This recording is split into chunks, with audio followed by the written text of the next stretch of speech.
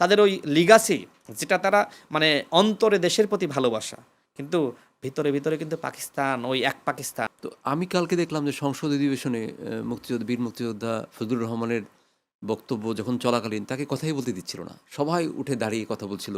Speaker সাহেব বারবার, speaker যেহেতু সেই তো হাউস চালায়, সে বারবার বলছিল যে একটা মানুষ যখন কথা বলছে আপনারা তাকে কথা বলতে দেন, কিন্তু উনি কথাই বলতে পারতেছেন। উনি বয়স্ক একটা মানুষ, উনি বলতেছিল যে আমার বয়স ৭৮ বছর, আমি কথা বলি। এবং ওনার কথাগুলো কিন্তু খুব মজার, উনি কিন্তু মানে খুবই স্ট্রং কথা বলেন। মানে কবিতা সুরে সুরে বক্তব্য হ্যাঁ হ্যাঁ, দেন। সে বলতেছিল আমি বিষ খাবো।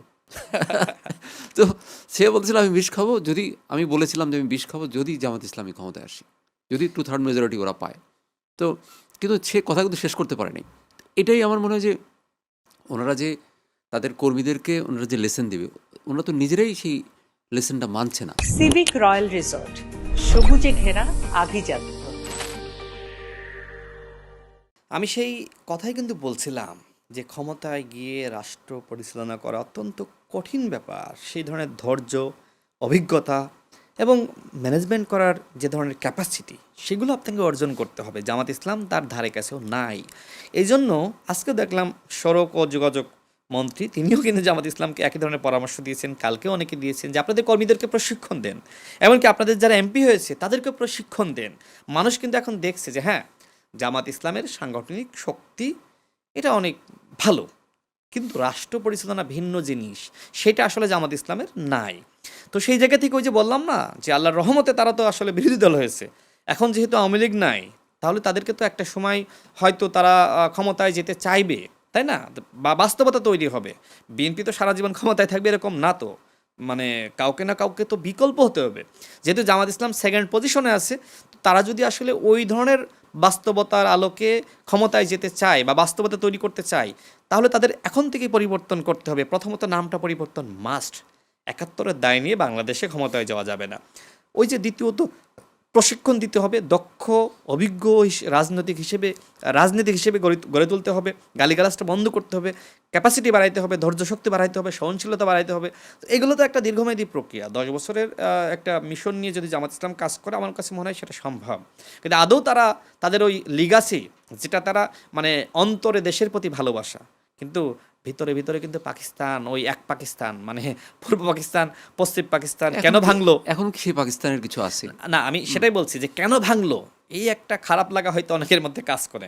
এবং অনেকে স্বপ্ন দেখলেও দেখতে পারে যে আমরা দুই পাকিস্তান, মানে এই পূর্ব বাংলা পশ্চিম বাংলা এক থাকলে তো, মানে পূর্ব পাকিস্তান এবং পশ্চিম পাকিস্তান এক থাকলে তো আসলে ভালো হতো। এ ধরনের চিন্তাভাবনা অনেকের থাকতে পারে। সেই জায়গা থেকে তারা মনে করে যে এই নামটা তো আসলে ঐতিহাসিক নাম, জামাত ইসলাম তো আসলে আন্তর্জাতিক পার্টি, মানে যেটা পাকিস্তানেও আছে, তো আরও ইন্ডিয়াতেও আছে। অন্যান্য দেশে আছে। তো এই যে আন্তর্জাতিক দল বা ওই লিগাসি তারা মনে হয় নিয়ে যেতে চায়, কিন্তু একটা দেশ তো স্বাধীন হয়ে গেছে। যেহেতু স্বাধীন হয়ে গেছে, ওই লিগাসি আমার কাছে মনে হয় এখন তাদের জন্য হিতে বিপরীত। এই লিগাসি আর বহন করা ঠিক না। আমরাও চাই জামাত ইসলাম বাংলাদেশে ভালো পলিটিক্স করুক, তারা আপনার ভালো সাংসদ হয়ে উঠুক, তারা ভূমিকা রাখুক। মানে সরকার যে ভুলগুলো করবে, দেখেন আমি সবসময় চাই যে বিএনপি যে ভুল করবে, অবশ্যই সেই ভুলের সমালোচনা করতে হবে। যখন আমার আপনার ভুল ধরার কেউ থাকে না, তখন আমি মনে করি আরে আমি যা বলছি সব ঠিক। তখন আমি কিন্তু একের পর এক ভুল করতেই থাকি। সুতরাং আমি ভুল করলে আপনি সমালোচনা করবেন, গালিগালাজ না, আপনি আমার ভুল ধরিয়ে দেন, গঠনমূলক পরামর্শ দেন, আপনি আমাকে সহযোগিতা করেন। তো জামাত ইসলাম সেই কাজগুলো করুক। দেখেন আজকে সংসদে দেখলাম মাননীয় প্রধানমন্ত্রী চট্টগ্রামে যেভাবে আসলে ডুবে গিয়েছে পানিতে, মানুষ খুব কষ্টে আছে, তিনি দুঃখ প্রকাশ করলেন। কিন্তু এর জন্য তো আসলে বিএনপি দায়ী না, এটা আওয়ামী লীগের যে ধরনের স্ট্রাকচার, মানে বৃষ্টি হইলেই ডুবে যায় সর্বত্র, ঢাকা থেকে শুরু করে চট্টগ্রাম, রাজশাহী, বিভিন্ন জায়গায়। তো আওয়ামী লীগের ওই অব্যবস্থাপনার কারণে এই ধরনের ঘটনা ঘটেছে। তারপরও দেখেন মাননীয় প্রধানমন্ত্রী কতটা আন্তরিক হলে তিনি বলছেন এর জন্য আমি জনগণের কাছে দুঃখ প্রকাশ করছি। বাংলাদেশের ইতিহাসে আমি কিন্তু এরকম দেখি নাই, নজিরবিহীন ঘটনা। এবং এর আগে আরও অনেক ঘটনার জন্য তিনি দুঃখ প্রকাশ করেছেন। এমনকি তার একটা ভুল, আমরা মানুষ না, কথা বলতে গেলে অনেক সময় কিন্তু উচ্চারণে ভুল হয়, হয় না? অনেক সময় মানে একটা কথা বলবো আরেকটার সাথে মিলে যায়, হয় না? তারপরেও তিনি, তার ভুলটা হয়ে গেলে তিনি পরবর্তীতে আবার বলেন যে আমি আসলে ওই সময় আমার স্লিপ অফ টাং হয়েছিল, এটা ভুল হয়ে গিয়েছিল। তো আমি তার এই সরলতাকে অত্যন্ত ভালোবাসি, যে আমরা এমন একজন মানুষ পেয়েছি যিনি তার ভুলকে স্বীকার করে নেন, যিনি সাধারণ মানুষের মতনই চলতে চান, যিনি সাধারণ মানুষের মতনই আসলে ওই জেমে চড়ে আমাদের সাথে যান।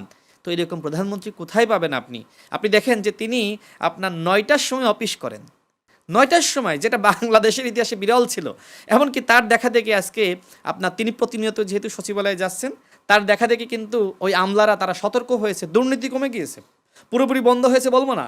এমনকি বিএনপির নেতৃবৃন্দের কথা বলি, দেখেন অনেকে তো আসলে বিএনপির অতীতের রাজনীতি নিয়ে সমালোচনা করে না। আমি যেহেতু বিএনপি করি, আমি তো যেহেতু ইলেকশন করেছি, আমি তো এলাকায় যাই, বিএনপির অনেকে যেটি বলে যে দেখেন মানে আমরা কিভাবে চলবো, আমাদের তো আয় উপার্জন যেটা আগে ছিল যে আমরা হয়তো কাজ নিতে পারতাম বিভিন্নভাবে তদবির করে, বা আপনার ওই যে যে রাস্তার কাজ সেগুলো নিতে পারতাম, এখন তো এটা কঠিন হয়ে গেছে।